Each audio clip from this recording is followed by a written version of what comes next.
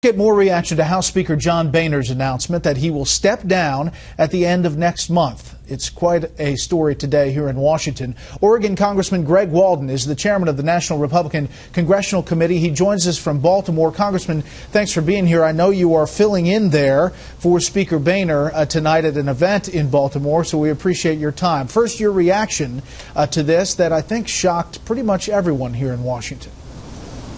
I would fully agree, Bret. We were all shocked.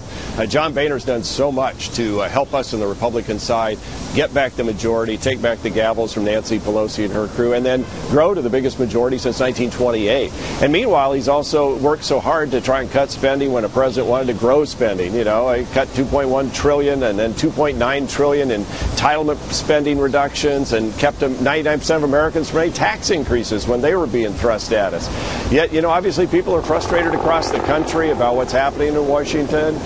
John Boehner did an extraordinary job with a very difficult set of issues and players. You know, Congressman, as you lay out all that he has done, obviously he's leaving for a reason. And if you listen to the people at that Value Voters Summit in Washington, many of them conservatives who've been very angry at leadership in Washington, boy, there seems to be a lot of anger and pushback.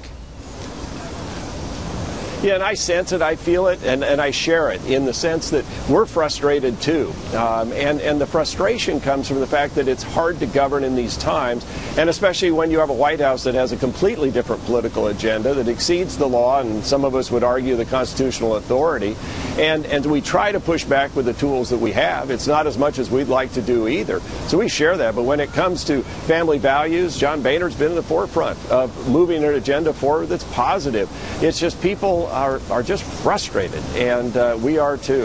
We got to get on a new path for America, and hopefully with a new president we will. Well, you know, the government funding runs out next week, and there is still this standoff about funding Planned Parenthood. The current way forward is said to be a continuing resolution, which happens a lot here in Washington, that would fund the government, including Planned Parenthood, into December. But there's going to be conservative pushback to that as well. So I guess my question is next week's CR vote easier or harder because Speaker Boehner is announcing his resignation today?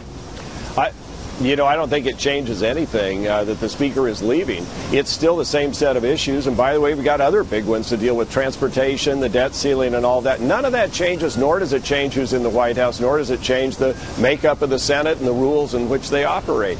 But I think going forward, we're going to investigate what Planned Parenthood was up to. The Speaker announced in our conference today the creation of a select committee to do what Trey Gowdy's done on the permanent select committee, or on the select committee on Benghazi. We're going to do the same thing to look at these horrible videos, and if laws were broken, how we can change the law to make sure that the unborn are protected. And so I think the problems remain going forward. When it comes to the continuing resolution, even National Right to Life does not support shutting down the government over that.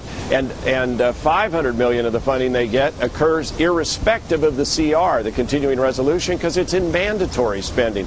So we're talking a small piece of this here, and so we'll see how it plays out. The Senate's already had the votes. They couldn't muster the votes in the Senate to pull out that $23 million out of the overall funding bill for the government, and that makes our job very difficult as well. So, Congressman, is next week's vote on a clean CR, in other words, funding everything, kind of a test vote for Speaker or being a part of the leadership? I don't think it is. I think people are going to make up their own minds, and just as before when we've had these difficult votes, you'll see a majority come forward that doesn't believe shutting down the government is a good way to go. We got to reform spending. We got to cut spending. We've done a lot of that, as I mentioned at the beginning of the interview. $2.some trillion that's been reduced in spending, and another 2.9 coming our way as a result of entitlement reform. We're making progress even in split government and even with Barack Obama in the White House. But some walls are just too high to get over right now. Give us a Republican president and 60 in the Senate, like they had when Obama, Reid, and Pelosi got us Obamacare and all, and we can show you what we can do. Congressman, quickly, you're in leadership. Speaker Boehner mentioned Kevin McCarthy, the House Majority Leader, as a possible next Speaker. Is that who you're voting for? Who do you think becomes the next Speaker of the House? Oh, I think, the conference will decide that. I'm very comfortable with Kevin McCarthy going forward. I know him well. I've served with him. I've worked shoulder to shoulder with him. And I think he'd do a great job as Speaker. And I think ultimately he'll be the nominee of our conference and be elected Speaker on the House floor when this decision is made sometime in the coming weeks. And obviously you'll have conservative pushback there as well. Congressman Walden, thank you very much for your time. We'll let you get back to your event. We appreciate it. Thank you, Bret.